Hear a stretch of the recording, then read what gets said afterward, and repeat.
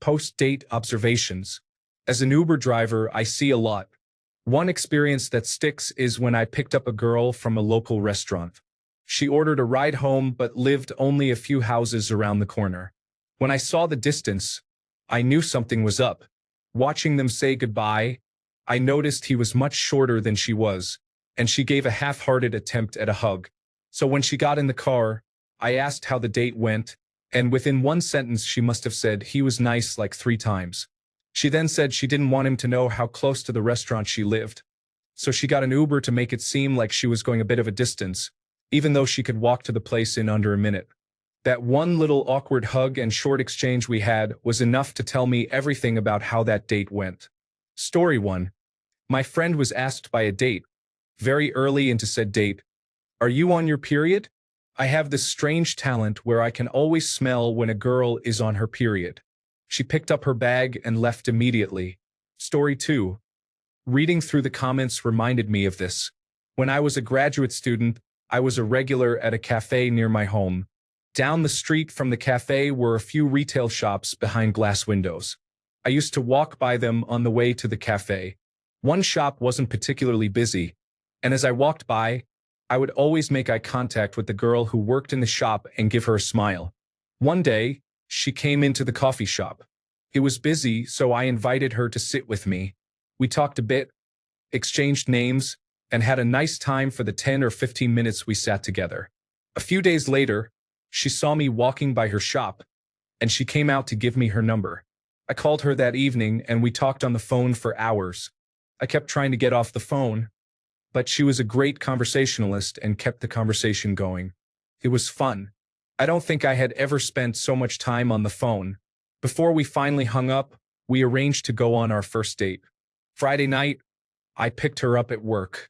She was about 15 minutes late, which was no big deal, but she was really apologetic. On the way to the restaurant, I tried to make conversation, but she was monosyllabic. At the restaurant, the conversation was punctuated with long silences. After one of the silences, she suddenly blurted out, "I'm fat. I look like I'm pregnant." I was taken aback and didn't really know how to respond to this. I thought she looked great, but my only response was, "Why do you say that? It's totally not true." More silence ensued. The drive home was mostly silent but met with another out-of-the-blue comment. She said, "I don't think I could date someone who isn't close with their parents." It sounded like an accusation. I didn't know what to say to this. My parents and I are quite close, but I didn't want to sound defensive, so I let it go. When we got back to town, I asked where her home was to drop her off. She gave vague directions, then told me to pull into a convenience store. At the convenience store, she got out and said she'd walk home from there. I continued to walk by the store she worked in every day, but never saw her there again. Some time later, the store closed. I never saw or heard from her again. Story 3. Had a girl try to convince me to cut off my long hair for the date. The first date. She knew I had long hair. It wasn't a blind date. She also brought her dog unannounced, insisted it go into the bar with her, then only talked about money for the next hour or two, constantly pestering me about how much I made. The second I caved, the date was over. Ms. Moneybags still let my apparently broke self pay the tab. One girl started crying when a certain song came on and demanded to be taken home, maybe 20 minutes into the date. I guess it reminded her of her dad who had passed. No hard feelings on that one, obviously. I did my best to cheer her up on the way home. Never heard from her again. Hope she's doing all right these days. One girl brought her brother along, and they stole my roommate's paycheck off my living room table. I'm gonna level with you, Reddit. This next one will certainly get 1,000,000 "I have sex" comments, and that's fine. It was a bizarre sexually charged situation. I know how these things go. Be advised, dark content and sexual language ahead. One girl immediately talked about her baby that died. Like, I showed up in a cab, got a hug, a few seconds of chit-chat, dead baby. It came up several times again while she was pouring whiskey faster than I could drink it. She would alternate between telling me how she wasn't going to hook up with me, then saying very sexual things and showing me her rear or making me feel how flat her stomach was. In her defense, it was indeed quite flat. She all but dragged me to her room, and we got to it pretty quickly. Again, several times during this, she brought up her dead baby. At one point, she was giving me a very enthusiastic massage while staring straight into my soul, with a terrifying smile. It was really, really, really weird. Towards the end, she was nearly screaming at me too, and these are her words, not mine. Come inside her. I was already really disturbed by the dead baby thing, and the sudden intake of alcohol certainly didn't help. So thankfully, I didn't do that. Turns out she was actively trying to get pregnant as fast as possible. She spent the entire next day, literally all day, my entire 12-hour shift at work, then hours after I got home, constantly demanding I get her pregnant and that I was a horrible person for not wanting kids, on and on and on. It was incredibly bizarre. Story 4. Matched with someone on Tinder, we chatted for a couple of days on and off. We eventually decided to meet at the bar. She spent a lot of time on her phone, seemed extremely eager and anxious, looking at the front door of the bar. People kept walking by us and saying hi to her, so this was obviously her regular spot. We got one drink in before whoever she was messaging or eagerly awaiting arrived. She excused herself for just a second. 10 minutes later, she still wasn't back. The bartender came down to my end and asked if we were on a date. I told him yes. He said, "That was her cocaine dealer. Your beer is on me if you want to leave. She isn't coming back, and if she is, you don't want to be around her." Story 5. I was walking past a rickshaw one night with a man and a woman in it, and the woman says, "I always feel bad for these guys. I feel like I'm too heavy."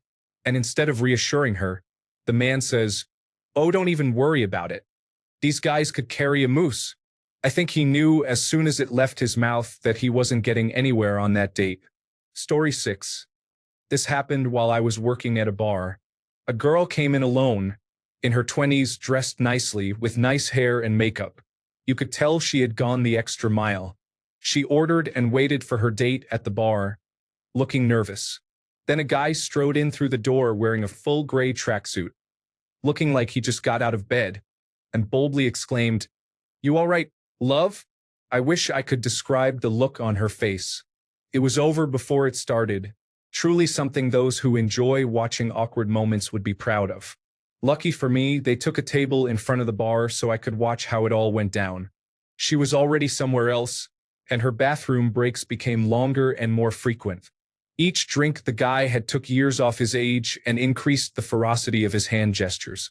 By the end of it, we had a beautiful, uncomfortable, and angry girl with a drunk child in a man's clothes.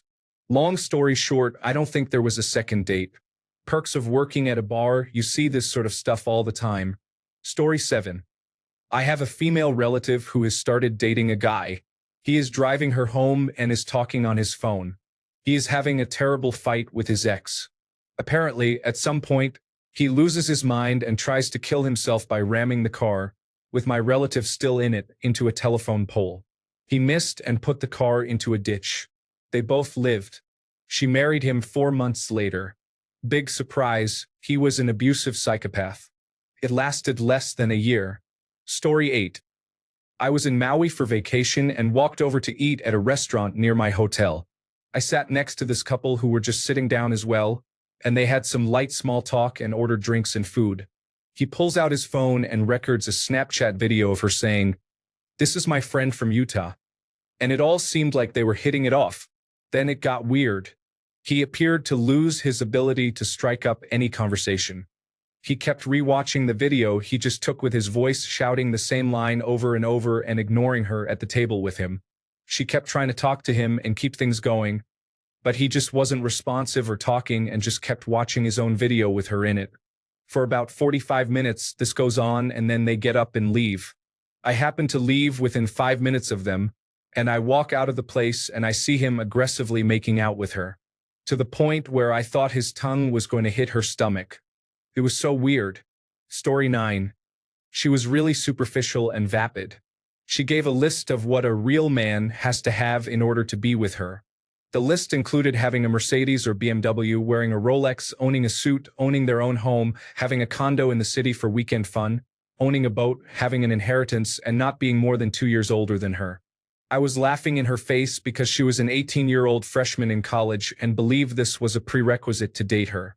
She's here eating ramen noodles yet wants someone to have all this. Like, what are you bringing to the table? We graduated recently, and she didn't date anyone during undergrad because no one was ever enough for her. Those prerequisites were odd because she hadn't grown up in opulence. She grew up in a low-income county of our state. Story 10. First date back into the dating scene after being out of it for 14 years. It had changed a lot. So I go out with a girl from one of the applications. Have a great time, we part ways for the night. I get a slew of angry messages about why I didn't make any moves or invite her over afterward. Like crazy texts. Nothing about anything physical was discussed prior, and the last time I went on a first date was just before I had turned 17. So at 31, I was not in the know about the hookup scene.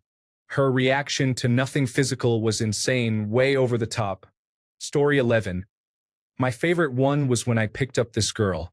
She gets in the car, and before even saying hello or anything, she asks me, "Do you recycle?" I'm so taken aback by this question and pause for a second.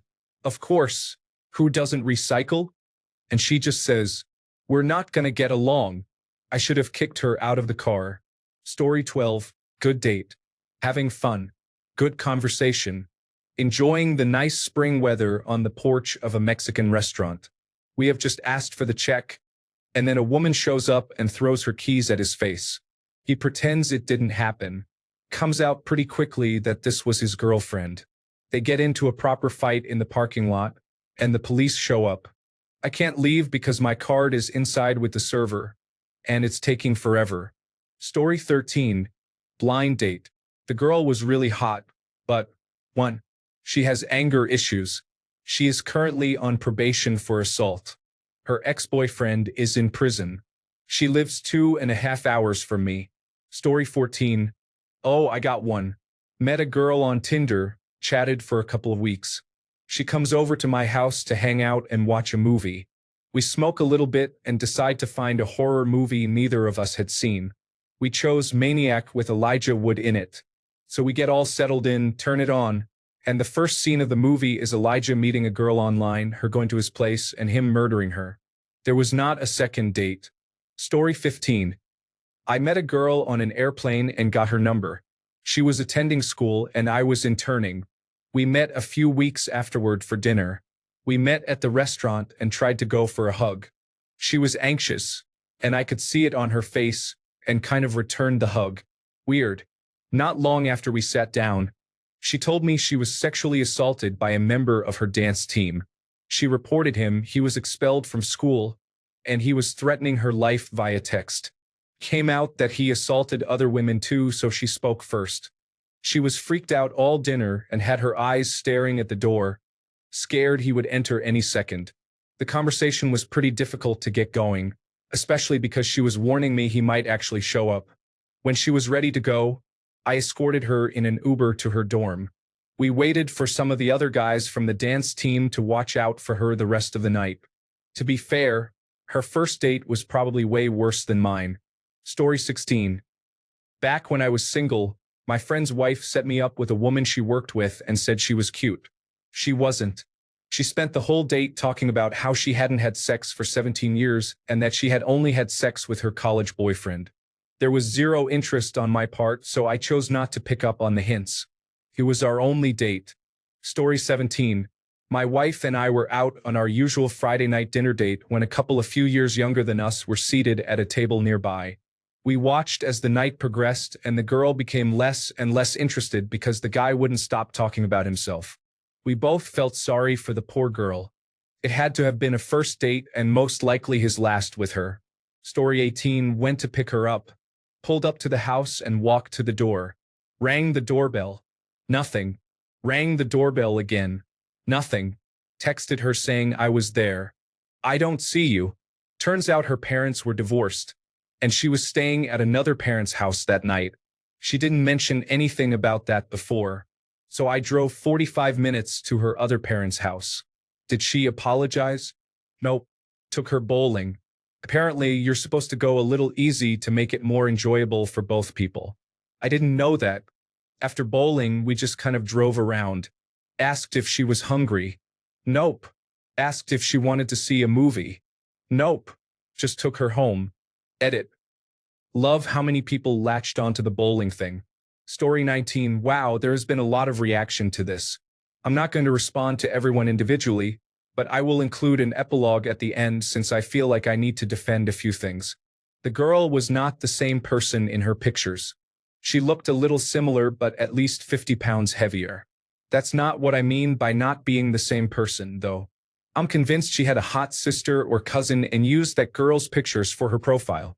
She then orders both of the most expensive entrees.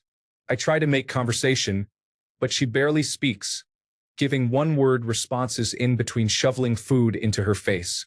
We get to the movies, and I grab a soda, asking if she wants anything, expecting her to ask for candy or something.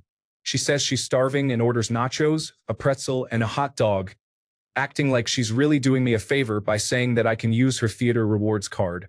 I know that after you gain so many points, you can get free stuff, so I thought that's what she meant.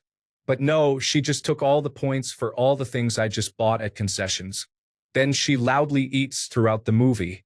After the movie, she asks if I can give her a ride home. We had met at the restaurant and walked to the movie theater, and we had chosen the location because it was a halfway point. So she's asking me to go in the opposite direction. I drop her off and she says, "I'd be all right with it if you tried to kiss me." I just said, "That's all right, have a good night." I no longer set up anything that is remotely fancy as a first date.